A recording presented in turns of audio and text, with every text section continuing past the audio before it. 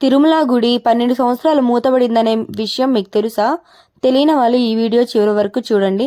అలానే విమాన వెంకటేశ్వర స్వామిని ఎందుకు దర్శించుకోవాలని తెలుసుకుందాం. విజయనగర రాజులు పరిపాలించే కాలంలో 12 మంది బ్రాహ్మణులు స్వామివారి నగలు ధరించారనే కారణంతో ఆ ప్రాంతానికి సంబంధించిన రాజు 12 మంది బ్రాహ్మణుల్ని ఆ గుడిలోనే చంపేశారు. ఆ విషయం తెలుసుకున్న విజయనగర రాజైన అచ్యుతరాయల వారు బ్రాహ్మణ హత్యా పాతకం చుట్టుకుందని 12 సంవత్సరాలు గుడిని మూసివేశారు. మూల విరాట్ విగ్రహం పోలికతో ఉన్న విమాన వెంకటేశ్వర స్వామికి ప్రాణ ప్రతిష్ఠ చేసి ఆ సమయంలో విమాన వెంకటేశ్వర స్వామినే దర్శించుకునేవాళ్ళు.